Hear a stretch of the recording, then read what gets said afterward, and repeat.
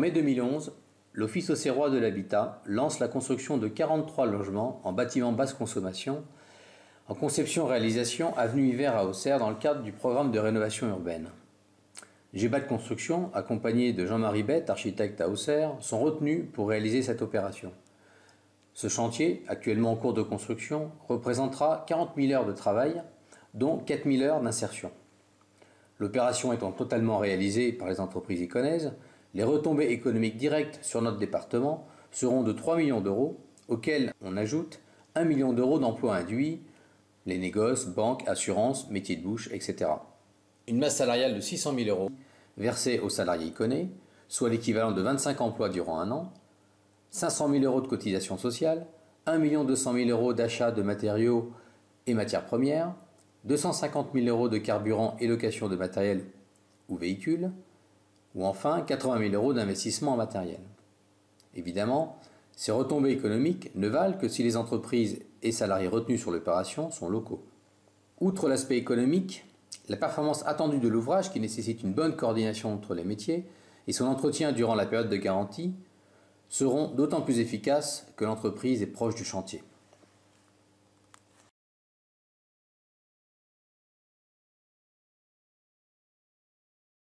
On appréhende les choses d'une façon complète, à savoir le prix plus la qualité des prestations et les engagements qui peuvent être pris par rapport à des normes techniques, délais de réalisation et la clause d'insertion qui fait aussi partie des obligations dans lesquelles nous sommes tenus, dans le cadre de l'ANRU notamment. Mais au-delà de ça, c'est une conviction de la part de l'Office de faire une place à l'insertion. Donc le prix, en fait, on comprend que c'est 30% de la valeur dans le jugement de l'offre. Après, il y a une grosse part qui est laissée aux techniques, à la qualité des engagements sur le plan technique, le respect évidemment des normes, des règles. Puis ensuite, il y a les délais et l'insertion professionnelle qui est prise en compte également. Alors, le choix préalable de l'entreprise s'est fait effectivement sur une entreprise locale et qui connaissait bien toutes les entreprises co-traitantes ou sous-traitantes avec lesquelles il pouvait travailler et pour lesquelles donc, il était important qu'ils aient un niveau de technicité suffisant pour assurer un chantier de 43 logements donc, et avec des délais relativement courts. Donc on ne pouvait pas se permettre d'aller choisir soit une entreprise lointaine, extérieure, qui ne pouvait pas forcément assurer le respect de ces délais, et surtout qui n'avait pas forcément une bonne connaissance des entreprises et de la technicité des entreprises locales. Notre priorité, c'est de travailler avec le tissu local. Donc c'est l'un des arguments forts que l'on avance auprès de notre client en lui expliquant que s'il nous choisit, on s'efforcera de travailler avec des locaux parce qu'il faut savoir qu'il y a des clients qui accordent de l'importance à ça. L'OH est un client qui d'ailleurs accordait de l'importance à ça et tenait à ce qu'on travaille avec le tissu local, parce qu'à côté de ça, il y a des opérations séparées où elle s'efforce également de travailler avec le tissu local. Nous sommes des acteurs locaux de l'économie locale.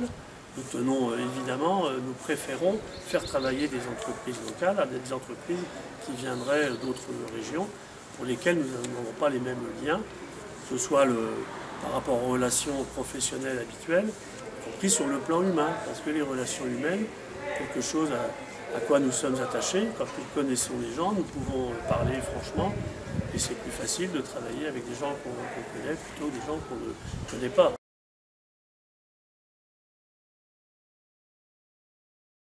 C'est un challenge qui est posé devant eux. Nous sommes de l'ordre, nous avons donc des exigences, il faut le dire, en matière de tarifs, en matière de prix, parce que l'économie c'est aussi, on sait faire des comptes à un moment, puis en matière de qualité des prestations. Après, chaque entreprise doit faire l'effort de s'adapter aux nouvelles normes. La rénovation thermique, c'est quelque chose qui est émergent aujourd'hui. On est dans les prémices de la réhabilitation énergétique. Et demain, les entreprises devront toutes être prêtes pour répondre à la demande qui va s'amplifier. Écoutez, d'abord, nous, on a eu la chance de pouvoir participer il y a déjà plus de 3 ans à 2 opérations en BBC. Une qui a été la plus importante pour nous, c'était le chantier de rue Bourneuil avec Demanis, où on a réalisé le placo et la pose des menuiseries extérieures, ce qui nous a permis, je dirais, de former des encadrants, de mettre en place aussi une stratégie de formation pour nos gens en insertion depuis cette date-là, effectivement, pu, je dirais, nous armer, nous affûter pour préparer d'abord les différents produits qui aujourd'hui sont importants et plus techniques, et aussi les méthodologies de la pose de ces produits. Alors là-dessus, on a eu, nous, en tant que cabinet d'architecte, une expérience qui était importante, c'était celle du groupe scolaire d'Île-sur-Serein, qui était pilotée, enfin je dirais, mise en avant par le conseil régional, et qui nous a permis, au moment de la signature des marchés sur cette opération-là, de faire une réunion d'information préalable avec toutes les entreprises. C'est-à-dire que nous avons réuni tous les patrons d'entreprise de tous les corps d'État, avec une projection d'un film technique sur justement toutes les questions à régler, notamment concernant l'étanchéité à l'air, avec spécifiquement les bandes adhésives de couleurs différentes pour pouvoir bien répondre à chaque fois aux différents matériaux. C'était en plus un chantier où il y avait à la fois du bois, du béton et du placo, donc c'était important de voir toutes ces différences dans le détail. Et donc ça a permis aux entreprises d'une part de bien prendre conscience de l'enjeu, et d'autre part aussi, le deuxième point qui était très positif, c'est des essais préalables sur une partie du bâtiment. C'est-à-dire qu'on a isolé 2 classes, qu'on a testé au niveau d'étanchéité à l'air, et on a pu voir où le bas blessait et très rapidement rectifier le tir. Donc là, sur l'avenue Hiver, je finis juste sur l'avenue Hiver, la même méthodologie qui sera appliquée. Les tests avec lesquels étaient concluants. D'accord. Voilà. On est beaucoup plus vigilant à la mise en œuvre des produits, la mise en œuvre des matériaux, et il y a beaucoup plus de contrôle sur les PV, sur les normes en amont, pour que le produit mis en œuvre soit tout à fait adéquat aux attentes énergétiques et aux attentes environnementales. On fait des contrôles pendant le chantier, ce qu'on ne faisait pas avant. On fait des contrôles pendant le chantier qui sont les mêmes contrôles exactement que ceux qui vont être faits en fin de chantier. C'est des choses qu'on prend nous à notre charge pour pouvoir éventuellement pallier à d'éventuelles défaillances qu'on pourrait détecter en cours de chantier, et ainsi rectifier le tir pendant le chantier pour éviter d'avoir des mauvaises surprises au moment de la livraison du bâtiment. Ça dépend des ouvriers, mais la plupart maintenant, on commence à avoir quand même quelques chantiers dans ce type-là. Et la plupart maintenant sont quand même sensibilisés, donc quand ils mettent des choses en œuvre, ils sont conscients des conséquences qu'il peut y avoir derrière. À l'époque, quand on mettait un pot d'électricien en œuvre, on mettait le pont, on ne se posait pas des questions. Aujourd'hui, il faut bien être à une distance de l'autre pot, de la cloison en face, pour pas qu'il y ait de résonance et tout. Et ça, les ouvriers commencent à s'adapter assez à ça, surtout l'entreprise en elle-même, parce que l'ouvrier, il suit un peu l'entreprise. Donc si l'entreprise a une dynamique et s'adapte à l'évolution des marchés actuels, normalement, on n'a pas trop de soucis à ce niveau-là.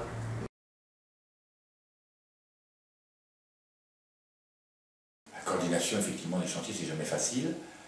Je trouve, en l'occurrence, que là, cette opération se passe bien. Alors, elle se passe bien parce que d'abord, on travaille avec une entreprise générale locale, que tout le monde connaît à peu près au niveau du réseau Auxerrois et de Lyon, que cette opération, donc, avec des entreprises locales, permet de se dire les choses de façon, je dirais, transparente entre nous. On a effectivement un projet comme celui-ci avec un vrai partenariat entre l'architecte, le client et l'entreprise, et que toutes les entreprises sont pratiquement locales, c'est quand même quelque chose qui nous permet de bien préparer les choses ensemble et d'affûter un peu nos compétences et de se respecter. Il y a une bonne coordination de la part de l'entreprise générale GBAT.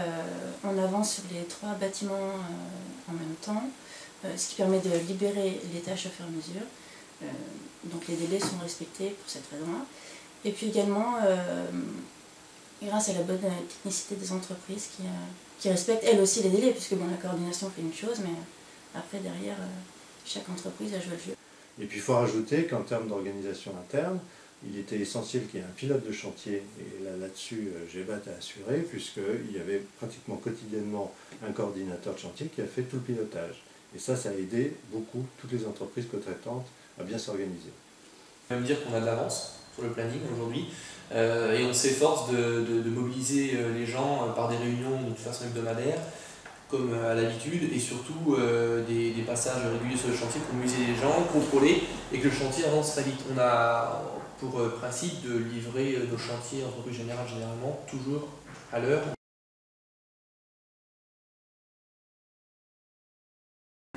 On a, nous, voulu faire un petit effort à ce niveau-là, donc on a répondu en répondant sur notre d'engagement avec une insertion à 10%. Parce qu'il faut savoir que ça fait aussi partie de la note dans le critère d'attribution. Donc on a voulu mettre l'accent également sur cet aspect-là. 10%, donc 10% sur un chantier qui globalise environ un peu plus de 40 000 heures, on est à 4 000 heures dans rue. Aujourd'hui, le chantier, on est dans le bon second œuvre, on est aux 3/4 du chantier et on a déjà fait plus des 3/4 des heures puisqu'on doit être à 3002 ou 3300 heures. Et pour ça, on se fait aider par des organismes spécifiques sur OCR comme l'ARIC. On a également des agences d'intérim qui sont spécialisées dans l'insertion et qui se font fort de nous trouver des gens dans le domaine cherché. La rue qu'on a pris sur ce chantier-là, on a pris après une procédure de formation, donc il est parti en formation pour être bancheur, et dans un objectif d'un contrat, un CDD déjà, chez nous de 6 mois, en partenariat avec le Pôle emploi et l'ARIC. Donc oui, pour nous ça a un aspect bénéfique de trouver des gens qui sont motivés. À la fois on remplit la clause par rapport à notre client et à la fois on peut également trouver de la main-d'œuvre. C'est notre métier de faire l'insertion, mais c'est notre métier de faire l'insertion dans le cadre du fonctionnement d'une entreprise.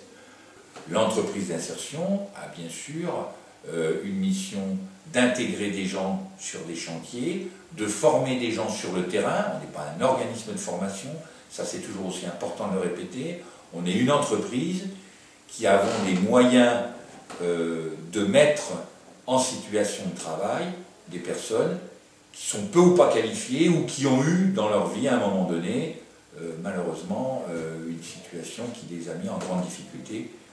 Faire de l'insertion dans le bâtiment, c'est très technique, c'est de plus en plus complexe. Je crois que mes collègues entrepreneurs me le confirmeront.